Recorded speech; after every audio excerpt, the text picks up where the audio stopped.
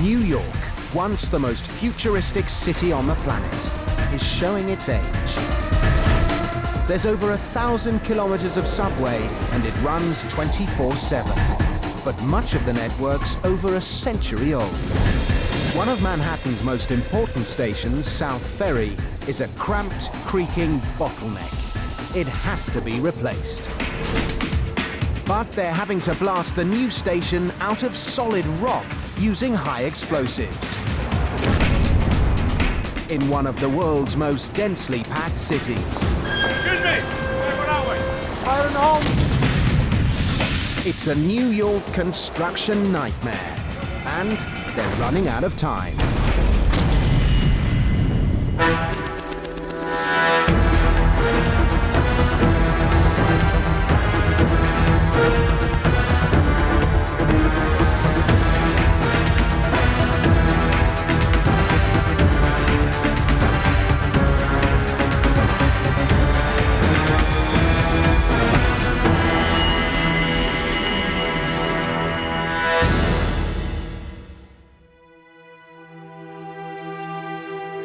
(9/11, 2001). New York will never be the same again. The city is determined to fight back. Billions of dollars are now being pumped into regenerating Lower Manhattan.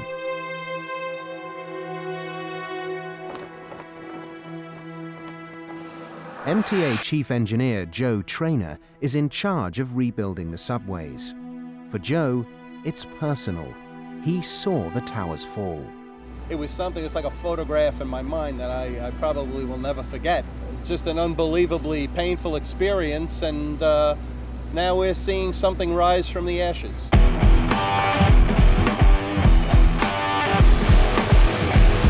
Construction teams are working to get New York City back on the move. They're struggling to rebuild South Ferry Station. I can't stop the pump. I need trucks. Send me everything. Manhattan's new gateway must open in autumn 2008.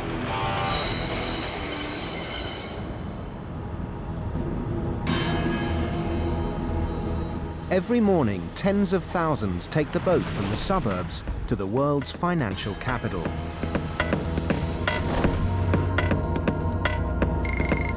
The army of commuters rushes into the brand new ferry terminal, but as they descend into the subway, they get a reality check. South Ferry Station's narrow, curved platform is much too short to handle modern trains. Step all the way toward the middle of the car. Passengers have to squeeze into the front half, leaving the rear cars empty. The station is cramped and out of date, with one narrow exit and entrance. In an age of terrorism, it's a potential target.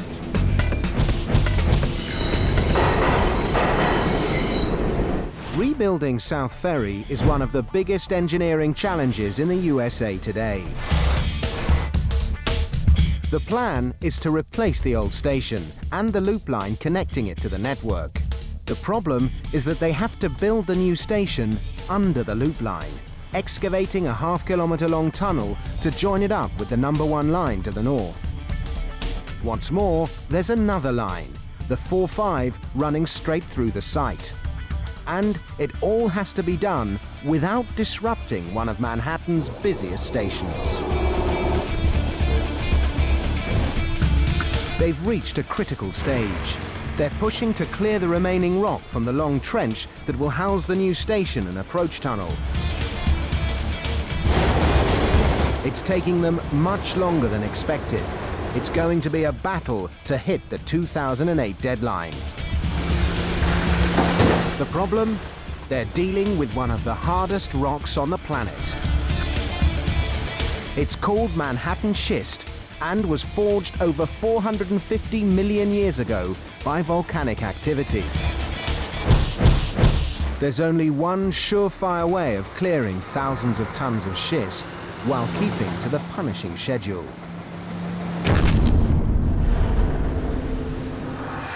Steve Rowan is a master blaster, but here in Lower Manhattan, he may have met his match. I've been doing this 35 years. I've never seen rock like this. Supervising engineer Jeff Fairclough faces just as daunting a challenge. He's got to shift hundreds of tons of this super hard rock from right under the old South Ferry station, but he can't use explosives. Immediately above us is a signal room that runs the entire South Ferry station. If we were to trip those signals, then the trains will be thrown out of service. It'll back up the entire red line all the way maybe to Times Square. The blasting team has shifted the rock from both sides of the loop line, but explosions under the loop could take out the subway. So Jeff now has teams drilling away at both sides of the Manhattan schist, lying directly under the South Ferry station. Further down the trench, Steve Rowan's blasting away to get the approach tunnel down to the right depth. Jeff's got the best tools in the business, but drilling the huge mass of super dense rock is a slow process. And time is in short supply. They've got to break through the wall of rock by the end of the week. This is schedule driven here. We must get under this loop and remove this rock. It's a battle on two fronts. Steve's crew are blasting their way down the trench. Jeff has his men drilling day and night. To stay on schedule, they have to defeat the unforgiving Manhattan bedrock. Can't give up! The kings of construction are battling to build America's newest subway station, here in the heart of New York City.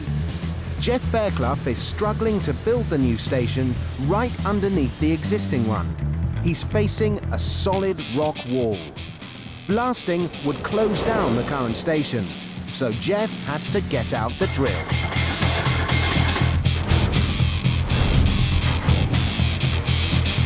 At the other end of the site, Master Blaster Steve Rowan is making faster progress.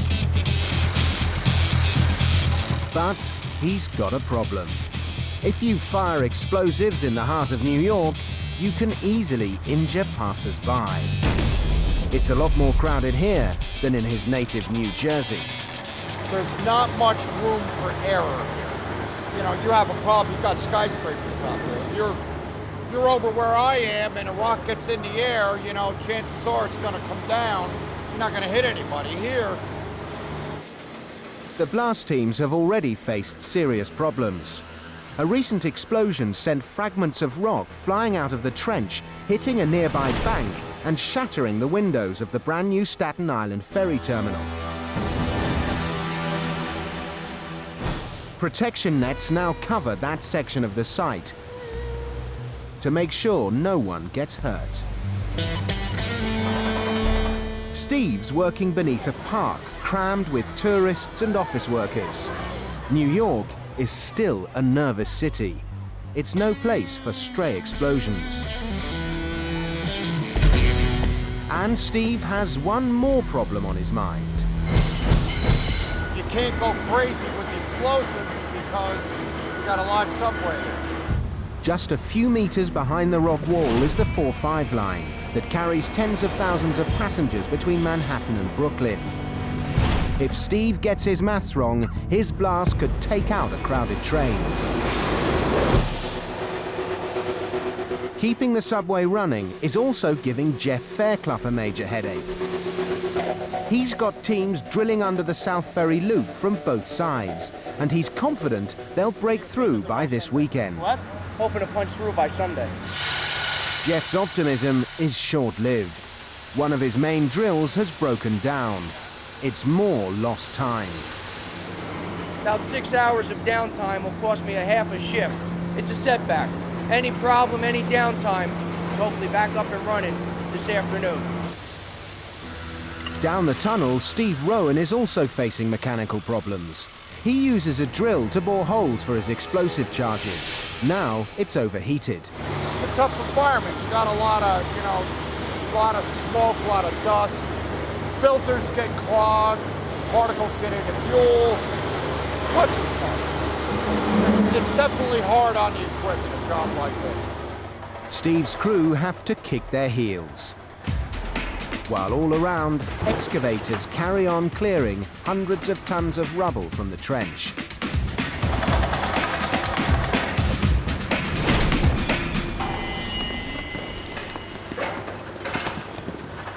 The mechanics have fitted new air filters, and Steve's drill is back online. The last hole is packed with explosive and ready to be charged. This goes. That'll just go right on down the line. There's a vital safety operation to complete. The danger zone must be covered by heavy-duty blast mats.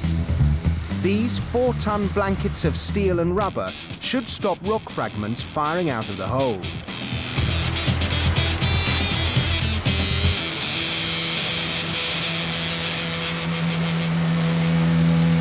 All right, let me know when Benny clears up the hole and we'll blast it. With every blast, the whole workforce has to beat a retreat. Drilling at the rock face comes to a halt several times a day.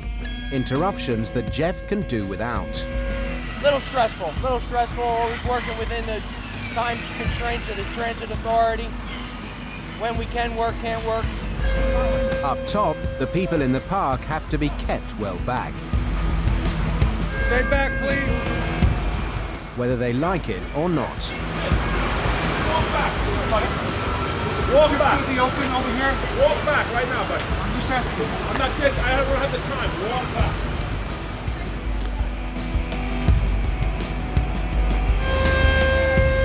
And the blast crew also have to make sure the subway tunnels down below are clear. Too much explosive could damage the tunnel. Even the sound of a blast could cause panic on the train. They have to wait until the trains have passed down the line. Keep it open until All right, I got a number 1 that's leaving South Ferry now.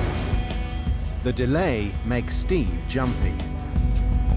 The worst time for a blaster is just before the shot goes off. Right, Joe? That's right. The last couple of minutes before the shot. You go through your mind whether or not you did everything correctly and...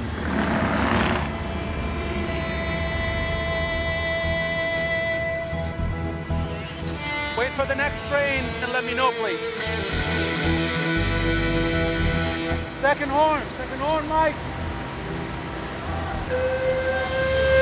Here we go.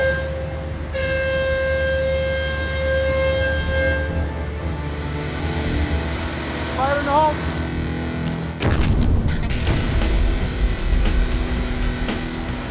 All right, so the shot was fired.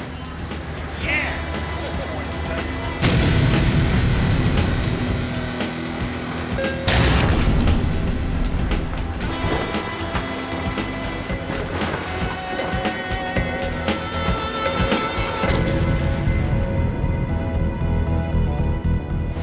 2 p.m., the 8th blast of the day. There's a problem. A blast mat has been thrown onto newly laid rebar, the steel framework for reinforced concrete. Site foreman Vinny D'Alessandro isn't happy. A lot of the fly rock went underneath the mat, rebar, and we have to clean that out by hand. You're too close to where you're blasting. So it's a tight job. Like I said, I've been always saying, it's a tight job. You got so many things going on and so little square footage. Vinny will have to send in a team of laborers to sort out the mess. But there's no stopping the blasting. Day in, day out, Steve is steadily working his way along the trench, getting it down to track level. But there's one major obstacle to opening up the whole tunnel: the rock face under the loop line, where Jeff and his drilling crews are facing one delay after another. Jeff has got his men working around the clock, attacking the wall from each side. To keep to the schedule, they've got to meet in the middle in the next few days. Project manager Mike Ligo is putting the drilling crews under intense pressure to break through. Yeah, I said we work that every night till it's done. When we break through, it'll be in an exciting time. We'll have daylight through to an excavation. We'll be able to see the guys. We'll be able to slash into that open excavation, and we'll be excited.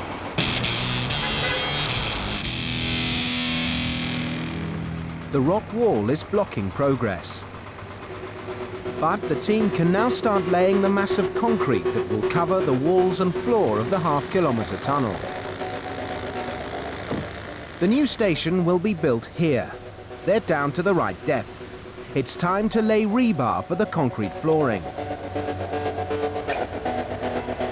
The hole's now so deep that the crane operator can't see where he's lowering the rebar. It's a dangerous operation. He needs a man to guide him. A man like Rambo Birmingham. I was a paratrooper, I'll tell you one thing. My jump master told me, he says, there's one thing you gotta be. Never be afraid, always be aware. So I'm always aware, I'm not afraid by any means, I'm aware. And you don't take nothing for granted over here. Rambo and his workmate Tommy struggle to get the rebar hooked up in a sling. Come on, Tommy, the directions are on the side. Keep coming. It's coming. It's coming. Do it from the outside, Mo. I can't go out there. What are you, crazy? Rambo. Come on, you want me to get down and do it? My I'm God, glad I came over and bailed you out. You'd still be there. You can't do this yourself. You need help. What's the matter? What do you think, you're Hercules? Wednesday, 3 p.m. A fleet of concrete mixers is ready to make the first of hundreds of pours, stretching forward over the next few months. Suddenly, the whole operation is under threat. The supply of concrete dries up. I got no trucks. No trucks! I can't stop the pump. I need trucks. Send me everything. Don't worry about it. We're good, Captain. We're good. All right, thanks. Since 9/11, anything coming through the tunnels, they have police check the trucks. They're letting one truck come through. They'll allow the one to send it to the bridge. They're not letting them all go through. I don't know why, but it's holding us up on delivery. Kevin Hennessy needs to sort out his supply chain, and fast. The tunnel needs to be encased in concrete, tens of thousands of tons of the stuff. If the cops don't speed up the checks, he's facing months of delays. The first concrete platform is finally laid and left to set overnight. But there's a threat on the horizon. A storm front is moving up the eastern seaboard. It's heading straight for New York City and a big hole in the ground. They're calling for heavy rains between tonight and tomorrow. Freshly poured concrete in the hole. Just want to make sure that the rain and the pumps could keep up, so they man around the clock 24 hours a day. The concrete is covered up, but they'll need more than plastic sheeting to ride out this storm. Extra pumps are brought in to meet the threat. If it rains heavy tonight, you'll lose 4 to 6 hours tomorrow because of the rain. It's hard for the machines because it is sloppy. It's a problem with the mud, you know. Sometimes you're better off just stop for the day. If it becomes a safety issue, then you take the people out until the rain subsides, and then you go back into the hole. Yeah, it's an issue, definitely an issue. Jeff's just as worried. If the storm hits hard, his chances of battering through the wall this weekend will disappear down the drain.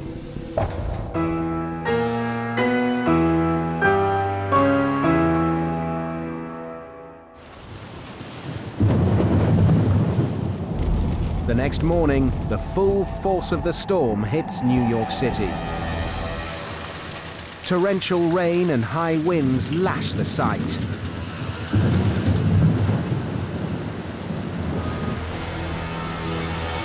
Mike has to divert his men from construction work. The working conditions definitely changed down in the hole. The pumps are being manned. You know, now I got to put guys, instead of guys that will be doing something else, they have to man the pumps and try to maintain the water just to keep your day-to-day operations going. Mike's fighting a major battle. 7.5 centimeters of rain have fallen in the last hour, and most of it is heading down the hole. The storm waters are overwhelming the pumps.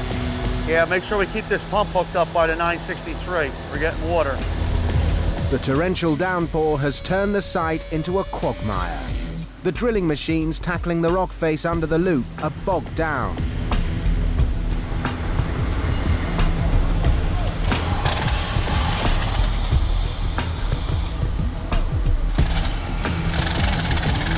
It's a big setback.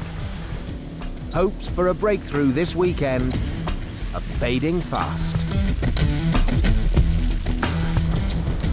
As the work teams battle with the pumps, the engineering team are in the site office.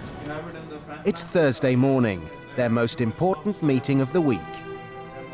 Top of the agenda is scheduling the General Order, or GO, which allows them to shut down the subway over the weekend.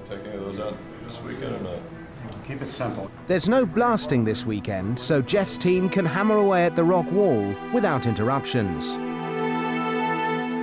Further up the site, another team will work on connecting the new station to the existing number 1 line subway. To create the new junction, they have to close down the line, so they can demolish a section of old support columns and roof beams. The GO lets them close the subway from midnight Friday, but the service must be up and running by 5 a.m. Monday morning. It's a narrow window, and tempers are fraying. And then you're gonna waterproof on the lagging? You take the lagging out. How you take the lagging out if it's pinned up against your steel beams? You get a chainsaw and you cut it out. I know what he's saying. You have to strip the form. We'll take a If look you're at pouring concrete against your steel, now how do you strip your form? You put your lagging in like this, and you go up, and you go to the next one. You pull it all out later. You're gonna pull it out later.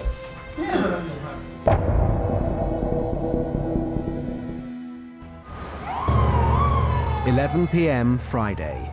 The pressure is on. At midnight, Mike Ligo will get control of the subway tracks for just 53 hours. If the service isn't up and running by 5 a.m. Monday, his company will get hit with a big fine. This weekend shift will stretch the workforce to the limits.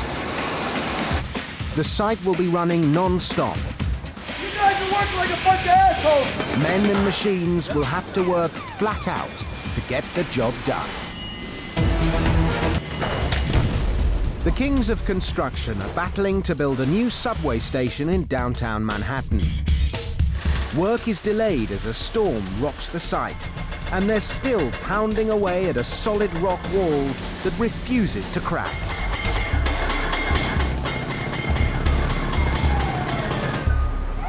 (11:45 p.m. Friday.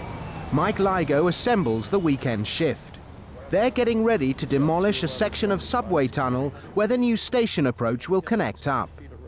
A general order starts at midnight. The GO lets them close down this section of the subway network for 53 hours. But Mike will need to hand the tracks back in full working order at 5 a.m. on Monday morning. Mike checks in with Subway Super Pat Buchanan. Pat's calling through to control, requesting shutdown of the live line at midnight. Yes, how you doing? I'd like to call in General Order 1431, please. Continuous through the weekend. Okay, I'll call for power off. Thank you very much. Bye. 11:49. The last train of the night pulls in. The last stop onto the train. Everyone please leave the train. As the final train moves off, the tunnel falls silent.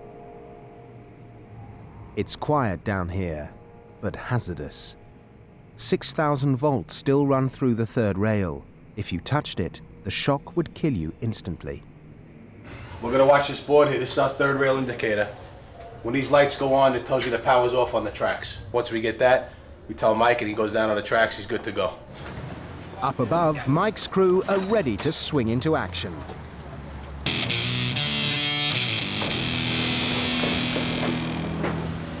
At the southern end of the site, the drilling machine is silent. But not for long. The night shift arrives. They've brought in a massive hoe ram with a pneumatic jack hammerhead. There are drilling teams working on both sides of the huge rock wall that's beneath the South Ferry subway station. 12:20. At the other end of the site, Mike Ligo's team are forced to hang around.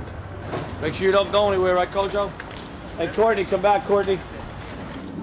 They can't go down below as the line is still live. Pat puts in a call to the track controller to ask what the holdup is. Within the next half hour, we should start seeing some lights on the board. The GO here has 12 o'clock, and then I'm supposed to open up the emergency hatches over here to get down, but it won't be till 1 o'clock. We're behind every weekend. Some weekends it's 2 o'clock. Sometimes it does get a little frustrating because he's got a lot of guys waiting to go. And, you know, you can't do nothing about it, like he said, but he's been pretty good. No, Mike's okay. I've had some guys that really get on me, screaming at me, screaming. Obviously, we're behind an hour, and you don't have a lot of time to make it up. So, yeah, this is tough. It's tough. It's a long weekend. It's a long weekend.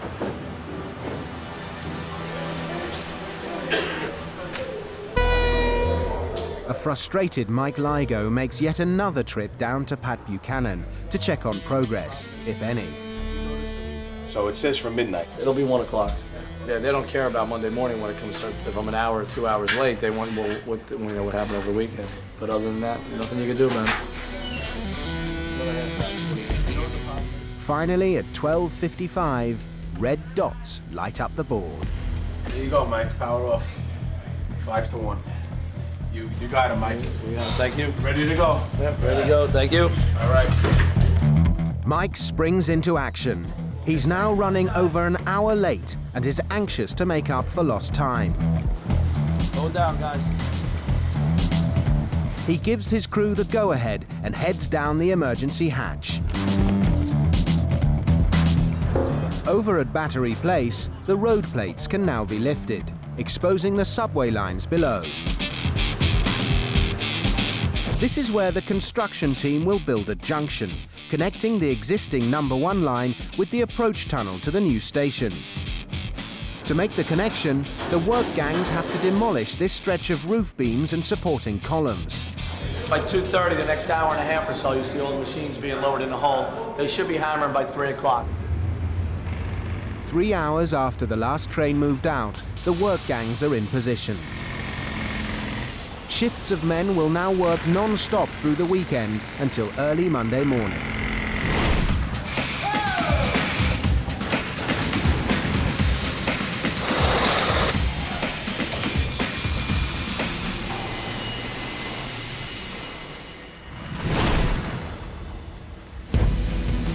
(8 a.m. Saturday).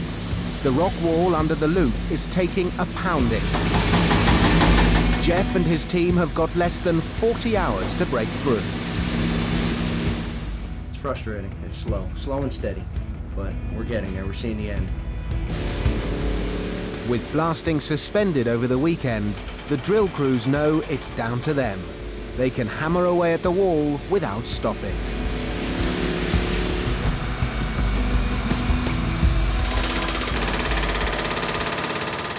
At the other end of the site, demolition is in full swing.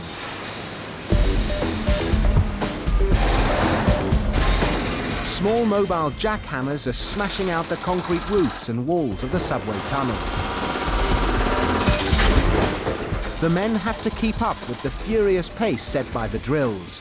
It's hard, noisy work, pushing them to the limits. And they know if they fall behind, the subway won't run on Monday morning. We have to be off the tracks by 5 o'clock Monday morning. So we have to be off the tracks. We'll be out of here by 2 o'clock.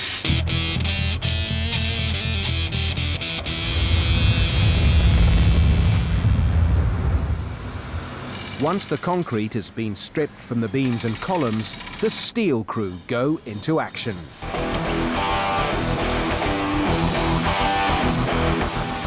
They have to slice through the heavy girders supporting the roof of the old tunnel.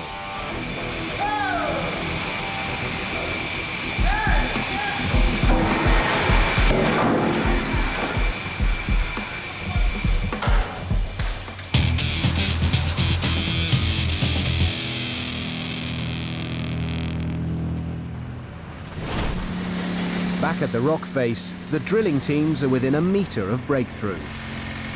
The massive hoe ram is steadily inching forward.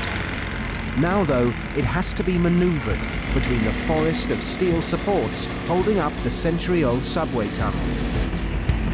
Knocking down one of the supports could spell disaster. A mere gentle brush has now snagged a hydraulic line. Some mechanical breakdowns, blowing hydraulic lines due to the tight working conditions, banging against the steel supports. They're having problems with one of the drill rigs, but I can't get the drill rig out of the hole. I can't get a spare rig in the hole.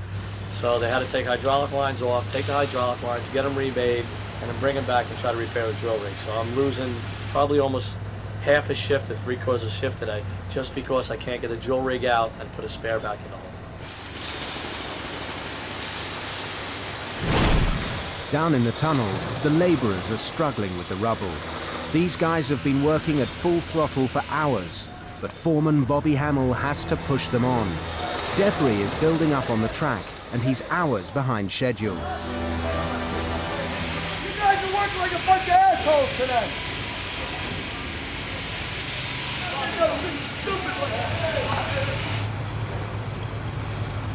6 p.m. Bobby Hamill hands over to the night super, Kevin Hennessy. Hennessy knows he must pick up the pace to meet the Monday morning deadline. Sir, if you have two empties up there around the back side of them. There's a lot of powerful people over here. When they don't get to work and it's held up on the train, there's a lot of phone calls made to Broadway, the building right here. So they come down asking questions why it wasn't done.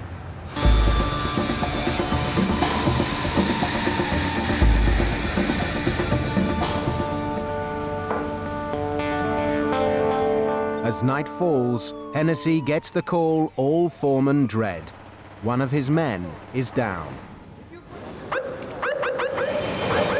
He's about 60 feet in that way. We have our officer and postal entry team in there with them. They're packaging them. We're going to bring them back. We're going to drop the cable down. We're going to lift them up. The South Ferry site has an excellent safety record, but construction is a high-risk job. These guys face potential dangers every working day. It wakes everybody's up. You know, they all make sure that now they see the slightest moment you turn your back, something can happen. The paramedics need to get the injured man down to ER. He's hurt his leg and will be off work for a while. But for his workmates, it's back to business. They've got a deadline to hit. The job goes on.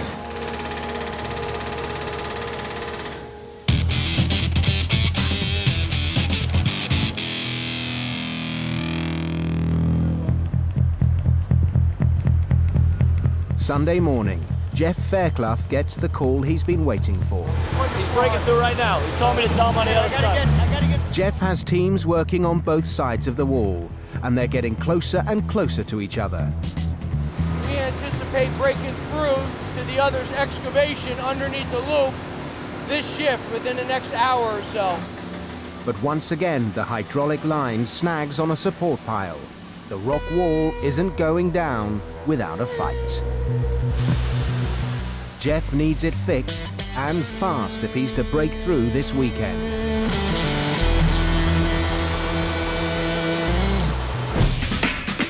Up at the north section, the work gangs are desperately trying to make up for the early delays. Monday morning is approaching fast.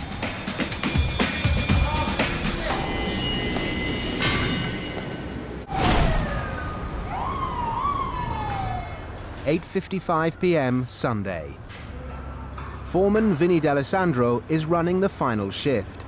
He's got to hand back the tracks in 6 hours, and they're still buried in rubble. It's just that we're short-handed. You know, we need more men to finish. You know what I'm saying?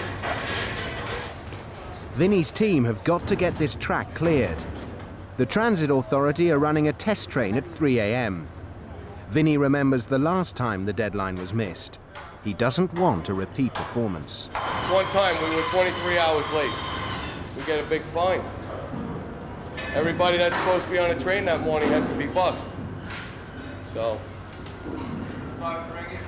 Yeah, it is. A lot of phones are ringing. Vinny has put out urgent calls for backup, but he's drawn the short straw. It's Mother's Day.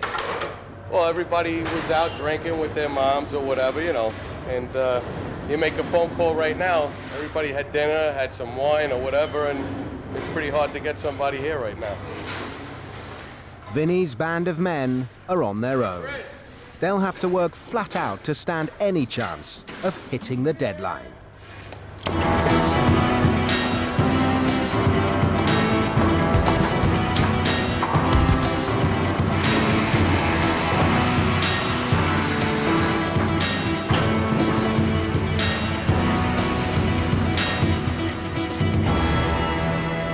"3 a.m. Monday.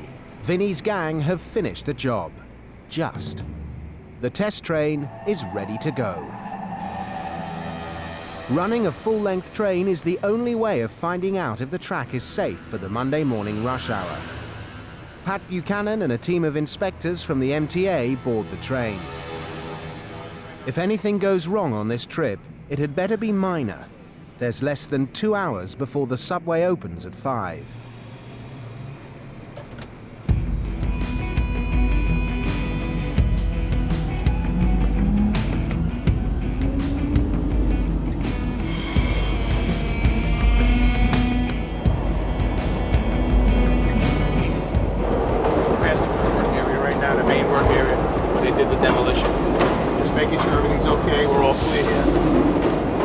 Obstructions up top.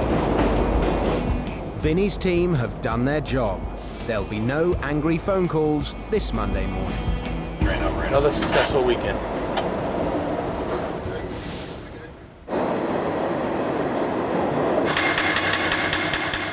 But the mood is bleak at the rock face. It's been a weekend of setbacks for Mike Ligo. Underneath the loop, they're ready to break through, but they're having problems with the bracket piles and the mini piles and the way they're oriented. It's hard for him to reach now that he's further in. The machines have been breaking down. The hammer broke down twice today.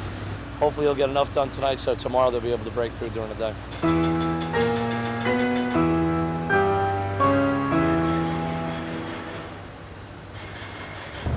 Monday. Mike's wrong, badly wrong. There'll be no breakthrough today. In fact, the whole project is in crisis. A strike has shut down the South Ferry site. Fearing a round of job cuts, members of the Operating Engineers Union have walked out. They're now picketing the site. They're trying to take some jobs away from us and lower our wages. Anything you fought for during the years, you don't want to give it up for nothing. Other workers refuse to cross the picket lines. Until the unions and management can hammer out a deal, the project faces continued shutdown. These delays will be costly. It's a major setback and construction manager Mike Ryan's worst nightmare. There's a meeting today at 4 o'clock, and I don't know what's going to come out of it. Most likely will not be resolved, and it's going to continue. We were on a roll. We have very tight schedules. It's a very difficult job to begin with, so it's not good for us. This is the first time I personally have encountered a strike of this magnitude, and it's new to me, so hopefully it will get resolved. The guys on the picket line are settling in for a long battle. 9 weeks, the last time we had a strike in 1986. But hopefully it won't be that long. Hopefully tomorrow they'll say, come on, everybody come back to work, you know what I mean? Because we all got families and kids to feed. It's stalemate. No one knows how long the dispute will continue. The future is looking bleak for the South Ferry project and the autumn 2008 opening. The South Ferry construction site has been battered by bad weather and a constant round of mechanical breakdowns. Now the project has received its biggest body blow, a bitter labor dispute. It's day 7 of the strike. The pickets are still out. But later in the morning, good news filters through to construction boss Mike Ryan. The operating engineer strike is over. It was settled. Operating engineers are ready to go back to work. Everyone knows what they got to do to get organized. We'll get back together Wednesday. Highly skilled craftsmen have been laid off. Many may have found other jobs. there's a desperate scramble to get them back. Bobby, how you doing? Now, these could have been in alphabetical order. I'm under the B's. Georgie, Billy, Stevie, Pablo, Jeffrey. There's another guy, but I don't know what his name was. The short guy with the mustache. Andrew, George. Mario's the guy with the mustache. All right, I'll see you Monday, 7 o'clock. All willing and able. Actually, the wives are telling them go back to work in the background. They're celebrating in the back.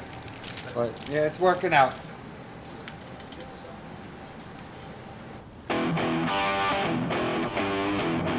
Ten to 7 Monday morning. South Ferry is coming to life again after the 7-day shutdown. Mike Ligo's doing his early morning round. Hey! He's under pressure again. He has to claw back some of those expensive lost days. All right, level 15, the geriatric trail. Yeah, they lose continuity. You know, they're off a week, they lose continuity. It's like somebody sprays idiot dust on them for the week, then they come back, and it takes a little adjustment, and they're ready to go. So it's back to business at South Ferry. The priority is to make one last push and break through the rock wall under the loop. There's still plenty of rock to shift in the northern section, where they're connecting the new tunnel up with the one-line subway. But here they can blast. And Master Blaster Steve Rowan smashing through the huge blocks of schist. A little bit of a mind game.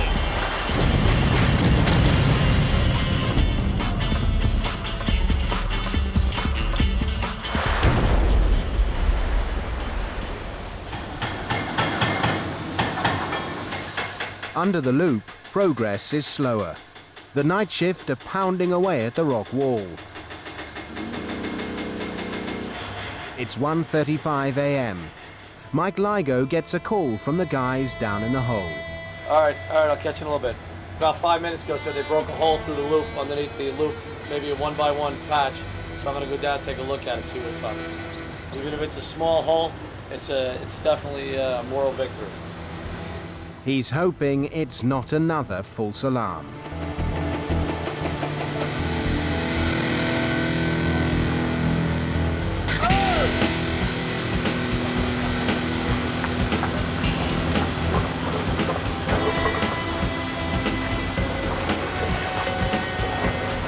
It's taken weeks of punishment, but at last the Southside drilling team have broken through with the hoe ram.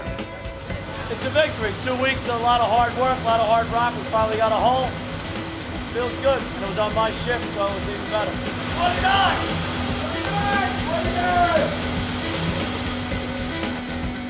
They finally cleared one long trench. By autumn 2008, tens of thousands of subway passengers will speed through this tunnel. This is a good project, and because it's unique, you know, there's a lot of different aspects to the job that you probably won't do too many times in the future. So it's a nice feeling. It's tough, but it's a daily battle. I can't think of a better place that deserves more than New York City to show the rest of the world that that we're, you know, it's progress. We're moving on. With hard work, ingenuity, and dedication, these men are helping to rebuild Lower Manhattan, so badly bloodied by 9/11. Their legacy, a brighter and better city for future generations of New Yorkers.